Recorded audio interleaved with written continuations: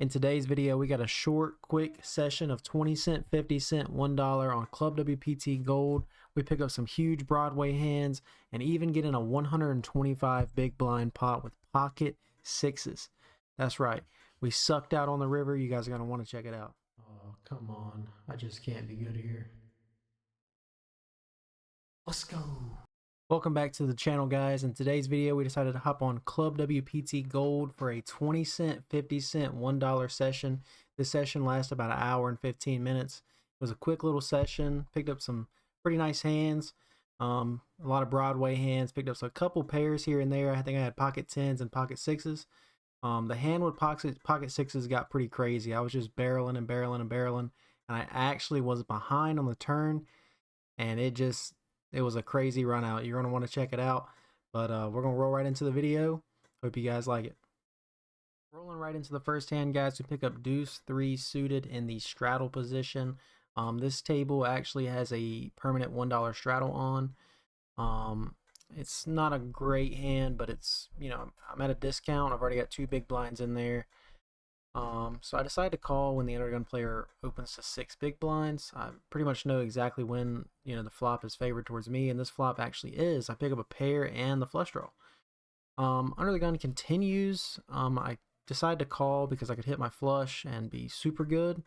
But then the queen comes on the turn, and the +1 actually leads out for a sizable bet. I decided to just get out of the way because even if I hit my flush, I'm probably not good here. And then some crazy stuff happens on the river. This table, guys, has got a lot of action in it. This first table was very action driven. It's crazy. The very next hand, I pick up ace deuce suited in the big blind. Decent hand. I decide to go ahead and just call here when the cutoff decides to open to 6 big blinds. Of course, I've got a nut flush draw. I've got a small wheel draw. That doesn't come though. The flop comes queen, queen 6 with 1 heart out there. Pretty bad board for me. And then the heart comes on the turn, and I actually think I do decide to take a stab at it real quick. For just quarter pot. It's pretty likely no one else has anything decent. The under the gun player decides to call, and so does the original raiser. And then the board pairs again on the river, and I just check it, and we're good because we got ace high. Fairly simple one there. Then we pick up pocket tens on the button. Very nice hand. I could be raising, could be 3-betting, pretty much anyone's open here. The under the gun player actually opens to 8 big blinds, and I do decide to, I believe, throw out a small. Actually, I decide to call. I could be raising, I could be calling here on, very large frequencies. I do decide to call here. I'm in position. That's probably more so what my thinking was there. But then, the flop brings in a queen, which could, pretty well favor anyone else in the hand. But I do decide to throw out a quick bet when it checks around to me. That's a good part about being in position here.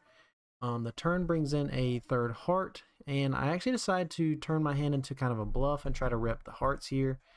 And then he calls, and it doesn't really feel great, so I just check it on the river, and I'm actually good because he had ace high. He had the ace high flush draw, so a 4th heart would have been really bad for me. Very next hand, we're coming in with ace queen offsuit on the big blind. The small blind decides to raise it up to 8 big blinds, which is a little weird. I didn't expect the undergun player to call, so I just decided to call here. Kind of sucks we're going 3 ways to a flop. But the flop's pretty good for me. It comes ace, jack, deuce offsuit. And then when the small blind throws out a c-bet, I actually think I could be raising here on pretty large frequencies because I have a really, really strong hand. And it's very likely he has possibly an ace as well. So that's what I decided to do. Then he checks to me on the turn, and I decide to lead out for a pretty healthy bet. And oddly enough, the under the gun player only had 3 big blinds behind, decided to go all in here. I don't really like that because he's, committing the rest of his stack on this hand. Pretty much think I'm good against the small blind open, so I kind of hope they call, which they do, and we get to a river, which I think ended up pairing the board, if I'm not mistaken. And it was just a weird run out for me. It was the Jack of Diamonds. It did pair the board. I decided to just check back because I didn't really know what the under the gun player had, and he had a full house. But luckily, I did win the side pot there with my 2 pair. But it was just a really bad board. I wish I had one more there. It's just I probably should have raised pre-flop to get the pocket 2s out of there, but you live and you learn. Very next hand, I pick up Queen Jack offsuit. This is one of those hands where I could be playing it. I could be folding it to most strong opening players. But in this hand, the dealer button decides to open to 8 big blinds, and they're opening a pretty wide range of their hands. So I decide to go ahead and call here. I probably have, 50% of the time have a better hand than they do. And then we go 5 ways to a flop. Flop comes ace, ace, 4 with 2 diamonds. Very, very bad for my hand. It checks around to the original pre-flop raiser, and they check as well. The turn brings in a straight draw for me, but most of the time I probably should not be betting here. So I decided to just check, and again, it checks all the way around to the cutoff player, who I believe then leads out for, actually I'm wrong, he does check, checks back to the original raiser, and I can't remember what they do. Yeah, that's who led out. So the original raiser decided to leave out for 15 big blinds. It's probably likely they have the ace here, and they were just checking, for anyone to catch up. There is 2 flush draws out there. I've got a gut shot straight draw, but how often, am I going to hit that? Not very likely. Everyone else folds, and it's probably likely they had an ace. All right, guys, in this very next hand, we'll pick up pocket 6s in the hijack. I could be calling most raises here to just, try to set mine, but being there's a lot of action behind me, I decided to actually raise it up here against the low jacks open. This is also a player who's opening pretty light with, pretty much any 2 cards. I do end up isolating, and it folds back around to the original raiser, the low jack, and they do call, and we're going out to a flop. The flop could come, pretty much any 3 cards and not be very good for pocket 6s. And that's what happens. It's Jack 5 deuce. I do in fact have second pair to the board, so I raised pre-flop. I'm going to actually continuation bet most of the time to get rid of those worse hands and put any kind of pressure on those draws. This guy could have a spade draw, so I definitely want to charge those. And he does think about it for a minute before calling, and then the ace of spades comes out on the turn. This is a pretty scary card for me because if he had an ace and he was floating me with ace high, now he's definitely improved. If he had a spade draw, he's for sure improved. And I really don't know what he has because, like I say, he's opening with a much wider range of hands than I am, and it's really hard to put him on anything. But in the same sense, I did c-bet like I had an ace, like I had ace jack. So I am going to decide to continue when he checks it over to me, and he snap calls, which is actually pretty scary for me. And then another spade comes out on the river. This is a very, very bad run out for my particular hand. I do have a flush, but it's a very, very weak flush. If he had, ace king, ace queen, queen jack, king jack with a spade, he has me totally crushed at this point. Which is actually what I put him on when he, snap calls the turn was, maybe king jack with the king of spades. And he checks it over to me again, and I really feel like I'm not good here, so I do check back. And he had ace queen of diamonds. Very, very crazy hand. I did not realize I needed that spade, but I did. And then the very next hand after that, we pick up ace king. There's been a lot of players fall off the table. Definitely going to be 3-betting with, ace king suited 99% of the time. I do get a fold all the way back around to the original raiser, who I believe puts in the call. He does. Flop comes fairly good for, my hand, queen jack 8. I decided to throw out a quick c-bet, and, I could be repping the queen, I could be repping the jack, could have queen jack, could be repping, a very strong draw like the one I do have. He decides to call, and then the ace on the turn definitely improves my hand. If he had king queen or king jack, I'm beating him now. So I throw out a another bet on the turn, and he thinks about it for quite a while, and really definitely don't put him on an ace or any better hand than I've got, and he just lets it go. Very simple one there. Very next hand, we pick up ace 9 suited on the button. When there's 3 players at the table, I'm definitely going to be raising a hand like this up. Suited aces are just always, pretty strong short-handed. Flop comes very, very clean. 7-5-5 with 2 diamonds. Definitely going to be continuation betting here against any of those diamond draws, suited connectors, pretty much anything. And that's what I do. Throw out a quick little small bet. I don't really have to get him to fold because I'm pretty sure I have a better hand, but he folds anyways. 3 big blinds, I guess, was just way too much for him. And then the very next hand after that, I pick up ace 3 offsuit. Again, it's another one of those hands when you're short-handed, it's pretty strong. I'm definitely not going to be raising with this hand, but when I get raised into, I can call. And that's exactly what we're looking for. I have a pair of aces on the flop. He could have been raising with, any 2 cards really short-handed, so I'm fairly certain I have the best hand about 50 to 60% of the time. And this player here is just using up all of his time banks, so I'm not really sure what he's got going on. So I throw out a quick little bet just to, see if I can take it down here, because I definitely don't want him to have any, better aces for sure, and I definitely don't want him to have any kind of draws that, get there. And that's kind of what happens when he calls and the 10 of clubs comes out on the turn. Any clubs draws get there. Any 10 is better than me now. And I just don't really like it. He checks it back to me, and I check again. And we just check down to the river, and he had a, just a straight draw, and we're good. Didn't really like my spot there, so I didn't put any more money in the pot.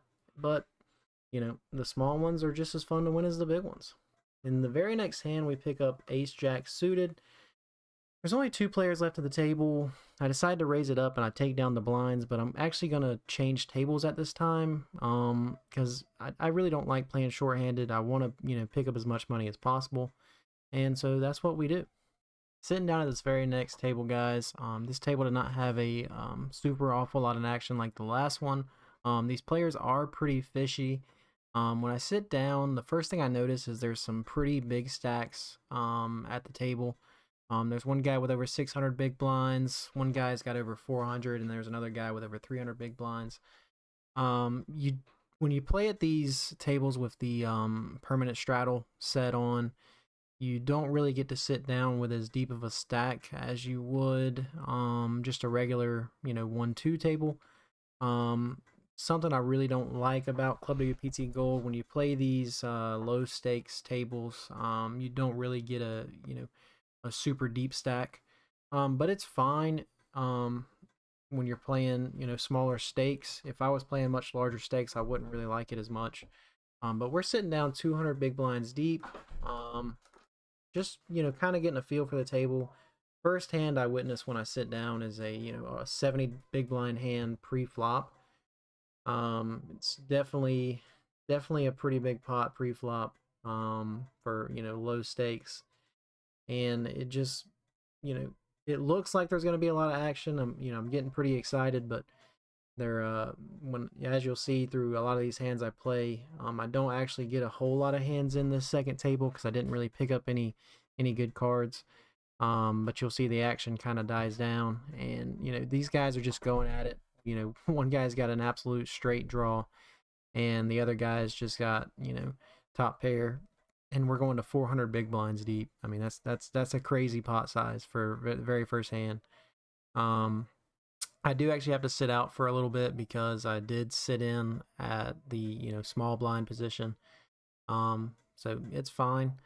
But rolling right into the very first hand of the session, we pick up 3-5 suited. Not a great hand, but I'm on the straddle. To any kind of raises, I pretty much have the ultimate coupon. I could be calling, I could be folding. Sometimes I could be throwing in some bluff raises. I do happen to do that quite a lot, especially against late position opens like the one we've got here. There's an open from the button to 6 big blinds. The big blind decides to call. You know, I could really just be getting out of the way here, which is probably what I should do. But I do actually call. I flop a pair, but I don't see any diamonds, which is what I was actually looking for. I'm looking for low diamonds with this type of hand. You kind of got to play these hands where you only want to continue on flops that, you know, favor you the most. The turn brings a board pairing jack, and I actually decide to rep the jack here. Pretty bad idea, especially since I limped in from the big blind. I probably should have been thrown out of bed on the flop, but it actually does get everyone to fold, which is surprising. And I just take it down there, you know, quick little easy 20 big blind pot. I do actually go through a bunch of hands where I just have to let them go, and I end up losing a bunch of money to the blinds. I'm down to 189 big blinds, and I'm sitting here on the straddle with ace jack offsuit.